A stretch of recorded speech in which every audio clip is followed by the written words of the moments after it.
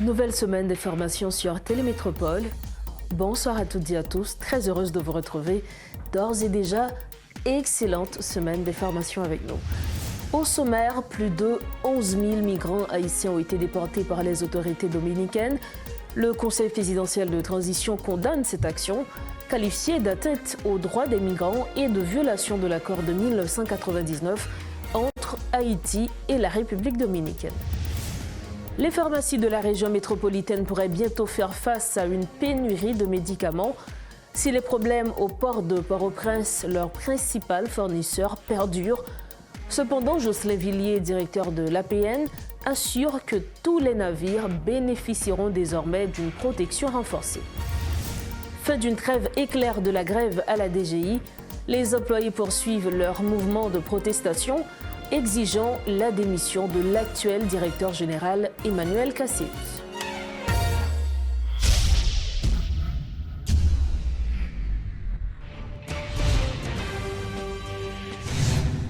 Bienvenue au développement de ce journal. Comme je le disais en titre, le Conseil présidentiel de transition exprime son inquiétude face à la décision du président dominicain Luis Abinader de procéder au rapatriement de jusqu'à 10 000 Haïtiens chaque semaine.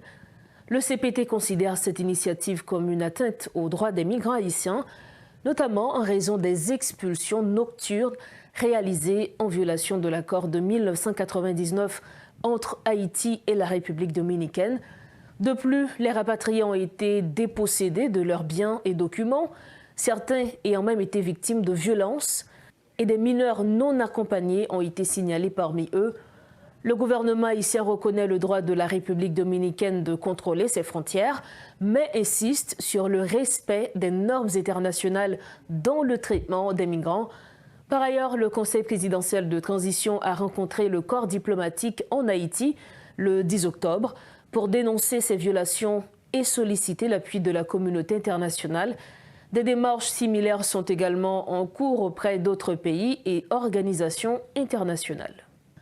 Toujours concernant les déportations massives, le collectif Défenseurs Plus exprime son indignation face à la détérioration des conditions des Haïtiens en République dominicaine, où plus de 11 000 personnes ont été déportées en une semaine depuis l'annonce du gouvernement dominicain le 2 octobre 2024. Ces expulsions, souvent violentes et inhumaines, ciblent indistinctement hommes, femmes et enfants, avec des arrestations arbitraires, des traitements dégradants et des cas d'assassinat signalés. Le collectif dénonce ces violations des droits humains et appelle à l'arrêt immédiat des expulsions, tout en demandant l'intervention de la communauté internationale pour protéger les migrants haïtiens.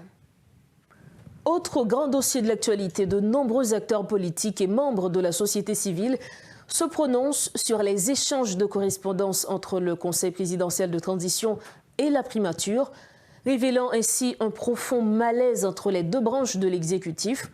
Le colonel Himmler Ebu, leader du GRE, estime que les dirigeants actuels ont clairement démontré leur incompétence. Il qualifie les querelles internes au sein de l'exécutif de honteuses. Toutefois, bien qu'il pense qu'un recadrage soit encore envisageable, il n'affiche pas un grand optimiste quant à cette possibilité. Toujours à propos de la tension palpable entre la présidence et la primature, ce soir, nous avons le plaisir d'accueillir sur le plateau Maître Price Cyprien, ancien parlementaire et député de la 50e législature. Avec lui, nous allons explorer comment les deux branches de l'exécutif devraient collaborer conformément aux normes constitutionnelles et institutionnelles et ce que cela implique pour la stabilité du gouvernement et même de la transition. Maître Price Cyprien, bonsoir, bienvenue sur le plateau. Bonsoir Rose Berline, c'est un plaisir pour moi d'être avec vous sur Métropole ce soir. En effet, nous allons parler d'un dossier qui retient l'actualité, qui a déjà fait couler beaucoup d'encre et de salive. Un dossier, on va dire, qui oppose le Conseil présidentiel de transition au gouvernement. La première question, quelle est donc votre compréhension par rapport à ce scandale, on va dire? Était-ce réellement nécessaire? Bon, je pense qu'il faut mettre la question dans son contexte. Et le Premier ministre et le Conseil présidentiel de transition tous deux, ils ont été choisis par des accords en marge de la Constitution. C'est comme si maintenant on ne se retrouve plus dans le cadre de la Constitution de 1987. Il y a un accord qui a permis au CPT de prendre place et un autre accord qui a couché le Premier ministre. Or, que dit la Constitution dans les articles 133 et suivants, si mes souvenirs sont bons, ces articles-là marquent la démarcation qui existe entre le Premier ministre et le Président de la République. Le Premier ministre qui dépend directement du Président, car le Président est le chef de l'exécutif. Le Premier ministre, lui, il dirige le gouvernement. Bon, c'est vrai que depuis un certain temps, on pourrait même dire depuis l'Assemblée générale des Nations unies, il y a une sorte de friction au sein de l'exécutif entre la primature et le Conseil présidentiel. Toute la question est de savoir qui pourrait, au sein du Conseil présidentiel, convoquer le Premier ministre ou un ministre qui relève du Premier ministre. Comment devrait se faire cette convocation, justement? Moi, je pense que ça devrait se faire administrativement et puisque le Premier ministre dépend directement du Conseil présidentiel, on dirait de la présidence qui veut avoir une rencontre avec un ministre ou une ministre, et particulièrement la ministre des Affaires étrangères. Donc hiérarchiquement, la présidence, en l'occurrence celui qui occupe le siège de la présidence dans le Conseil présidentiel, devrait écrire directement au Premier ministre lui demandant de venir avec la ministre des Affaires étrangères afin de pouvoir trancher une question qui relève de la politique étrangère. Et on sait que la Constitution donne des prérogatives énormes au président de la République en matière de politique étrangère. Alors, Maître Cyprien, si l'on comprend bien, le Conseil présidentiel, puisque c'est le cas aujourd'hui, n'avait pas le droit de convoquer directement la ministre des Affaires étrangères. C'est pas que le Conseil n'avait pas le droit de le faire, mais c'est la manière de le faire qui est reprochable. Donc, le Conseil devrait passer par le Premier ministre, notamment demander au Premier ministre de ne pas oublier de venir à une réunion du Conseil avec la ministre des Affaires étrangères. Parce que ce qui est un peu intéressant dans l'histoire, c'est que le Conseil présidentiel détient d'énormes prérogatives en matière de politique étrangère. Donc, même si la politique étrangère de l'État est exécutée par la ministre des Affaires étrangères, mais, par exemple, si on prend la nomination, le fait de recevoir les lettres de créance des ambassadeurs, c'est la présidence qui doit le faire. La nomination des ambassadeurs, c'est encore la présidence. Donc, en matière de politique étrangère, la Constitution, même si on vit actuellement là en marge de la Constitution, donc la Constitution donne de larges prérogatives à la présidence qui devrait, au moyen du Premier ministre, par le biais du Premier ministre, faire venir à la réunion au Palais national la ministre des Affaires étrangères. Nous savons que la conjoncture est assez fragile et ce dossier fragilise davantage justement cette transition politique. Outre cela, quelles conséquences peut avoir ce dossier justement sur cette transition politique que nous vivons? Bon, en principe, il y a beaucoup de carences. Parce que normalement, la Constitution nous dit que le Premier ministre est responsable devant le Parlement. Il n'y a pas de Parlement. Donc, ça veut dire que tout ce qui se passe actuellement doit être résolu à travers un accord politique. Parce qu'il y a un vide juridique énorme pour qualifier ou ne pas qualifier telle ou telle situation. Normalement, dans le meilleur des cas, il devrait y avoir une certaine concordance entre le Premier ministre et la présidence. Malheureusement, tel n'est pas le cas. Donc, ils seront obligés de résoudre leurs différends.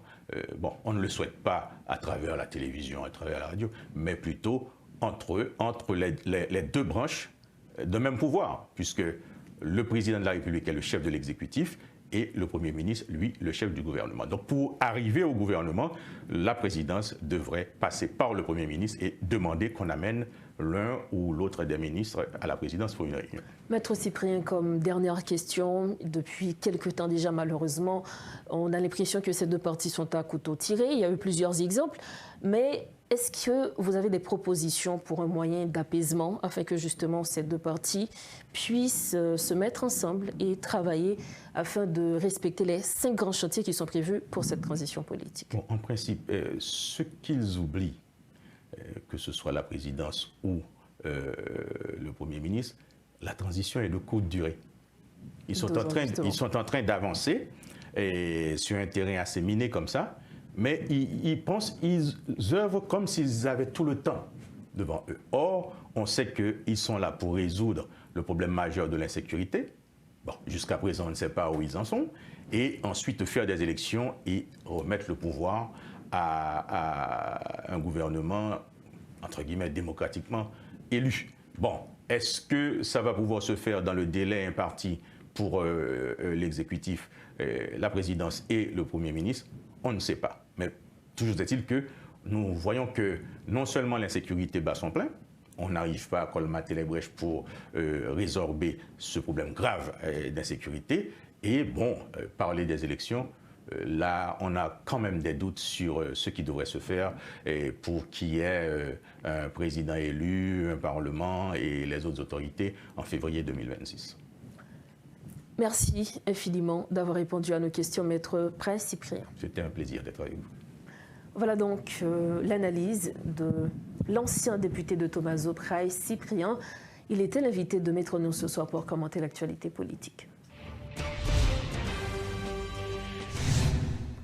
Merci de votre fidélité à Métro News. La suite des informations à l'issue de la prière de l'Angélus place Saint-Pierre de Rome, dimanche 13 octobre. Le pape François a exprimé sa proximité à la population haïtienne qui souffre de la violence des groupes armés. Le Saint-Père a appelé la communauté internationale à continuer à travailler à la construction de la paix et de la réconciliation en Haïti. Je suis la situation dramatique en Haïti où les violences se poursuivent à l'encontre de la population, obligée de fuir leur maison pour chercher la sécurité ailleurs, à l'intérieur et à l'extérieur du pays, a déploré le Saint-Père devant de milliers de pèlerins. N'oublions jamais nos frères et sœurs haïtiens. Le pape François a demandé aux fidèles de prier pour que toutes les formes de violence cessent et, avec l'engagement de la communauté internationale, de continuer à travailler à la construction de la paix en Haïti, en défendant toujours la dignité et les droits de tous. Je me fais proche à toutes les populations libanaises, palestiniennes, israéliennes qui ont besoin de vivre dans la paix. Je prie pour toutes les victimes, pour toutes les victimes de cette guerre. Et j'espère que cette grande souffrance prendra fin très bientôt. Chers frères et sœurs, la guerre est une illusion.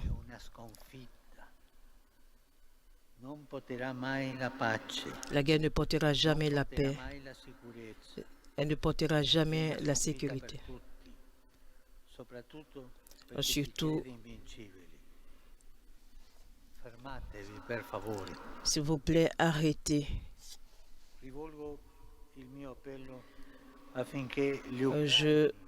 J'adresse à nouveau mon appel pour que l'Ukraine ne se laisse pas mourir de peur.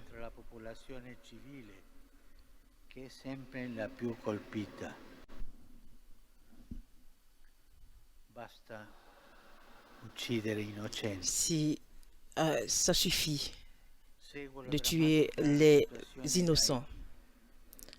Je me fais proche aussi de la situation en Haïti.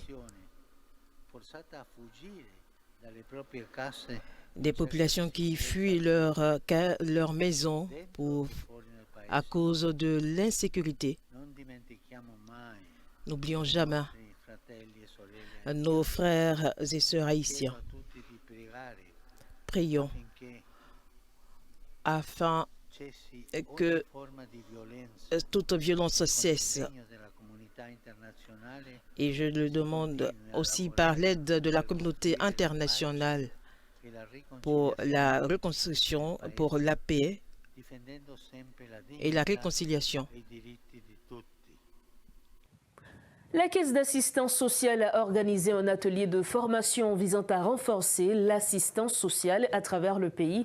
Selon son directeur, Éléonore Desvallons, l'institution réaffirme son engagement à poursuivre sa mission d'aide aux plus vulnérables, notamment dans le contexte actuel marqué par l'insécurité. Les responsables de la CAS attendent de cette initiative un renforcement des compétences du personnel afin de mieux répondre aux besoins des populations fragilisées. La Caisse d'assistance sociale entend rendre plus efficaces ses services. Un atelier de formation a été organisé en ce sens et les objectifs sont clairement définis selon le directeur général Éléonore Desvallons. Le premier, c'est renforcer les capacités employés qui a desservi nous qui pour connaître qui ça est assistance réellement parce que pas oublier l'institution te manqué dynamique. Moun yo vinn travail mais les vinn travail yo pas gagné vraiment un code ouais ça me donne des tics qui dit yo mais comment pour comporter yo et ça fait dernièrement nous te font formation sur ça et jodi en tout nous fait li pour permettre que yo connaît dans ça yo. Des mesures sont également prises en vue de permettre aux citoyens dans les zones défavorisées de bénéficier des services, notamment les cartes d'identification nationale. Ça veut dire que moun sa yo nous obligés à tout prix créer conditions de concert avec l'ONU, nos partenariats, nous fait pièce pour eux. Avec le ministère de la Justice, que nous baillons, nous jeunes qui pas avec des naissances. Parce que vous comprendre, et dans le niveau que nous avons fonctionné là, dans le pays, nous avons pile de monde qui pas avec des naissances, nous avons pile de monde qui pas avec carte d'identification nationale. Et nous-mêmes nous rencontrons. Semaine passée, nous avons fait documents pour 1500 personnes déjà. Et je pense que c'est un processus qui a continué et pour nous avancer et pour nous joindre les gens pour nous aider. À la fin de cette journée, un rapport sera produit en vue d'évaluer la capacité des employés et de mettre en place une nouvelle stratégie permettant le renforcement de l'institution. Autre information, la tentative du directeur général de la DGI, Emmanuel Casséus, de se rendre à son bureau ce lundi 14 octobre a mis fin à la trêve des employés. Ces derniers voulaient suspendre leur mouvement jusqu'au 31 décembre, à condition qu'Emmanuel Casséus soit écarté de la direction de l'institution fiscale. Considérant sa présence comme une provocation, les employés l'ont expulsé et ont décidé en réaction de reprendre leur grève jusqu'à sa démission. Reportage Gerbichon. Ce lundi 14 octobre devait marquer un temps de répit dans le mouvement de grève orchestré par les employés de la DGI à l'échelle nationale. En effet, les grévistes ont décidé de faire une pause jusqu'au 31 décembre après des négociations avec les responsables du ministère de l'Économie et des Finances. Les services ont repris dans la matinée comme annoncé. Toutefois, à côté de leurs revendications salariales qui ont été satisfaites dans l'ensemble, les employés réclament toujours la démission du directeur général de l'institution. Pour eux, la page est tournée. Carlos Joseph, un cadre de la DGI, est la voix des grévistes. Le comité national qui a fait grève là, nous sommes sortis avec une entente. Mais en tête, nous sommes sortis avec la pour nous faire une trêve, mais à condition, position nous pas changer sous départ KCIS. Nous avons dit, il faut qu'il y ait une révocation KCIS. L'autre bagarre encore, nous avons dit, toute présence KCIS dans le bureau, trêve là, levé, n'a tourné dans grève là. Alors que la trêve commençait, la présence du directeur général a tout chamboulé. Les employés l'ont chassé puis ont décidé de relancer leur mouvement de grève, prouvant ainsi leur détermination. Carlos Joseph met les responsables du gouvernement en garde. Nous garder, nous suivre, nous ancien DG KCIS fait une provocation, il vient dans le bureau, il vient provoquer nous. Nous prenons décision, yo mettez le dehors, employé yo mettez le dehors, yo courir d'elle, ou après toute machine est chargée, calze côté yo voyez sur machine là, yo courir d'elle et yo dit nous pas grève là encore, nous retourner dans grève là pour juste les yon arrêté sorti pour dire pas reconnaître Kasséis comme directeur DGI encore, faut qu'on arrêté sorti rapide pour yo mettre yon l'autre direction. Les fonctionnaires de la DGI, bien que soulagés par les négociations, disent vouloir rester vigilants quant à la mise en œuvre des engagements pris par le gouvernement qui n'ont toujours pas ni révoqué ni transféré le directeur général de l'institution. Pour l'instant, le flou persiste, trêve ou grève, rien n'est certain pour les prochains jours, voire les prochaines semaines. Parlons à présent santé, rupture répétée de médicaments dans les pharmacies de la région métropolitaine en raison du dysfonctionnement de la baie de Port-au-Prince, leur principal canal d'approvisionnement. Une situation qui risque de s'aggraver dans les prochains jours si aucune mesure n'est prise, prévient le président de l'Association des pharmaciens d'Haïti, Pierre-Hugues Saint-Jean. Les supermarchés de la capitale ne sont pas épargnés par ce phénomène, par l'aggravation du climat sécuritaire à Port-au-Prince. C'est un reportage de Réti Fortuné. Il y a plus de mois, 2 marins philippins ont été enlevés dans la rade de Port-au-Prince, confirmant ainsi la détérioration du climat sécuritaire au bas de la ville. En dépit des efforts annoncés par les forces de l'ordre, la situation demeure très tendue dans cette zone où des individus armés imposent leurs lois. En conséquence, la baie de Port-au-Prince s'est vidée de navires depuis plusieurs semaines et les premiers impacts sur le marché national ne se sont pas fait attendre. Le ralentissement des activités économiques est déjà perceptible et cela entraîne également des difficultés d'approvisionnement pour de nombreuses entreprises, notamment les pharmacies de la capitale, où l'impact devient de plus en plus visible. Le port de Port-au-Prince est l'un des canaux du circuit de distribution de médicaments et d'intrants médicaux dans le pays. Donc, une fois que un canal ça est affecté, donc là, il y a un impact sur l'approvisionnement dans le pays. Donc, approvisionnement en matière de médicaments, en matière de fourniture médicale. Donc, là, nous avons un canal ça qui est affecté à l'EPAP sans conséquence. Donc, là, il y a une conséquence sur la disponibilité de produits et là, il y a une conséquence également sur le coût produit.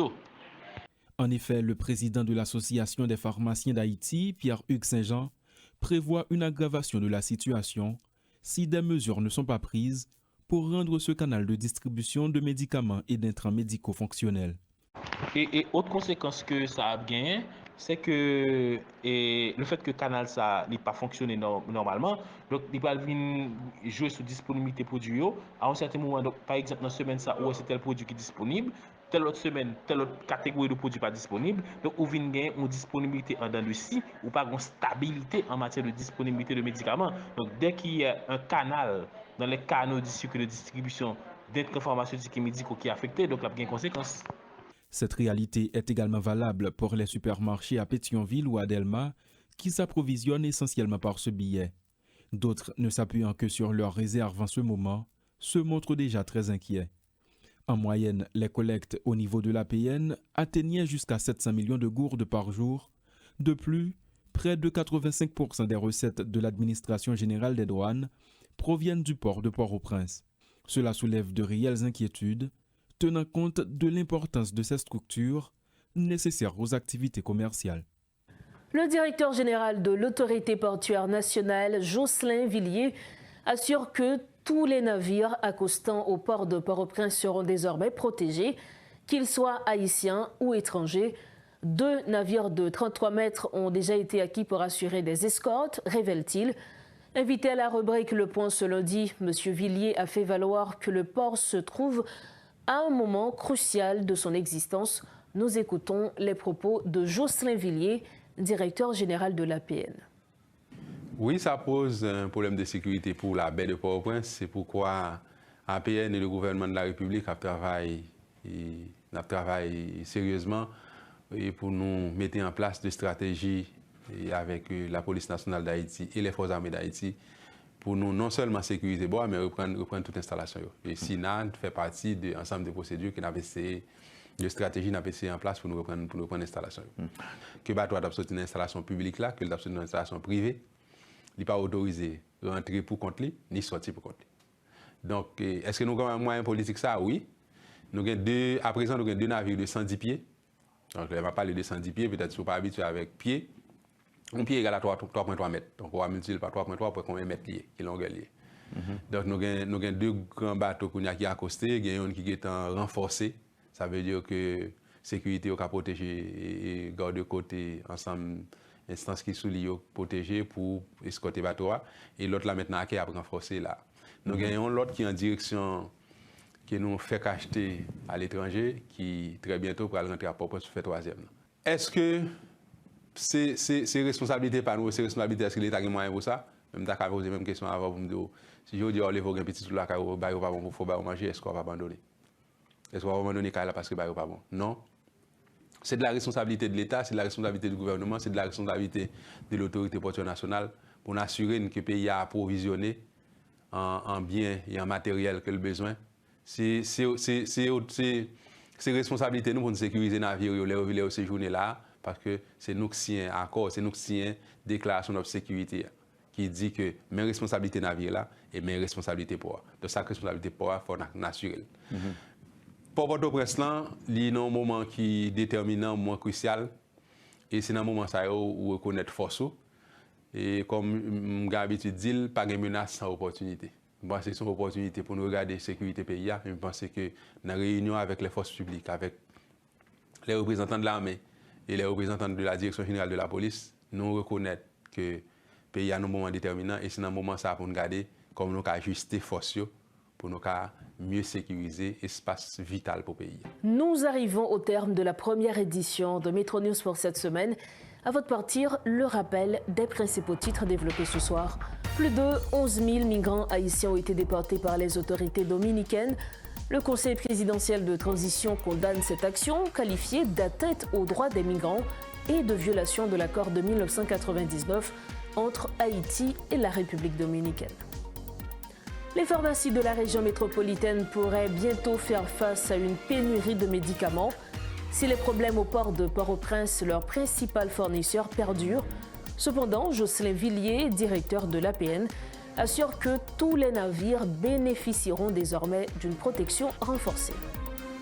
Et puis, fin d'une trêve éclair de la grève ADGI, les employés poursuivent leur mouvement de protestation, exigeant la démission de l'actuel directeur général Emmanuel Casséus. Ce sont sur ces mots que nous refermons la première édition de Metro News pour cette semaine. Merci infiniment de votre attention. On se retrouve demain. Restez sur Métropole. Bonsoir.